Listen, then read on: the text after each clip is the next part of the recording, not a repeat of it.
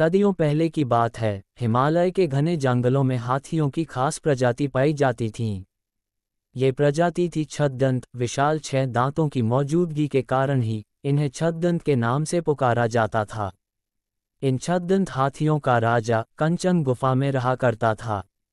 उसकी 2 रानियां थीं। एक दिन हाथियों का राजा अपनी दोनों रानियों के साथ वन में घूमने के लिए निकलता है।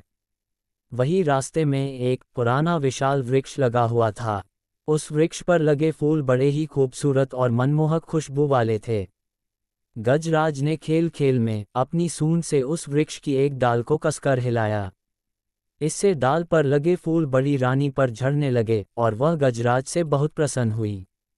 वहीं वृक्ष पुराना होने के कारण गजराज की सूंड का जोर झेल न सका और उसकी एक डाल टूटकर फूल समेत गजराज की दूसरी रानी के ऊपर जा गिरी। हालांकि ये घटना संयोगवश घटी, लेकिन इसे दूसरी रानी ने अपना अपमान माना और उसी वक्त गजराज के निवास को छोड़कर कहीं दूर चली गई।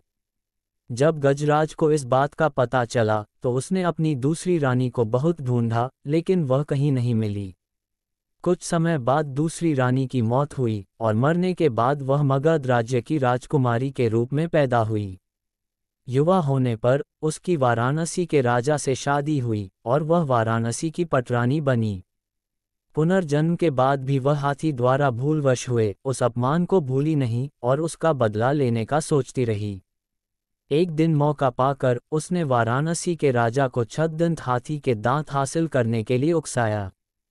परिणाम स्वरूप कुछ कुशल सिपाहियों के समूह को राजा ने गजराज के दांत लाने के लिए भेज दिया।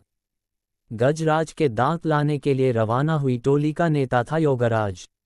योगराज करीब 2 साल का सफर तय करके गजराज के निवास पर पहुंचा।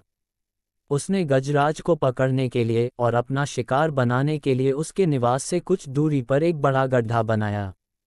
गड्ढे को छिपाने के लिए उसने उसे घास से ढक दिया और खुद पेड़ के पीछे छिप गया।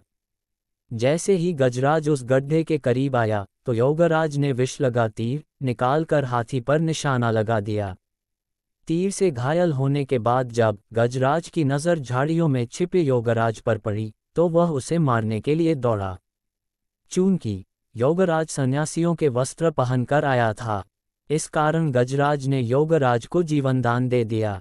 गजराज से जीवनदान पाकर योगराज का मन बदल गया और उसने गजराज को सारी कहानी कह सुनाई और गजराज पर निशाना साधने का उद्देश्य बताया।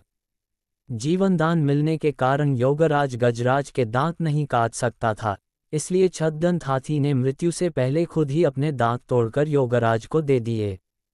गजराज के दांत पाकर योगराज वाराणसी लौट आया और गजराज के दांत रानी के समक्ष रख दिए।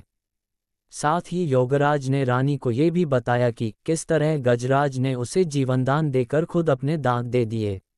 पूरी बात जानने के बाद रानी बहुत उदास हो गई, क्योंकि वो भी मन से जानती थी कि पिछले जन्म में हाथी ने जानबूझकर उस पर पेड़ नहीं गिराया था, परंतु बड़ी रानी के सामने हुई इस घटना को उसने अपना अपमान समझ लिया था और इसी अपमान का बदला लेने के लिए उसे पुनर्जन्म लेना पड़ा। रानी गजराज की मौत बर्दाश्त न कर सकी, इस सदमे से उनकी भी तुरंत मौत हो गई।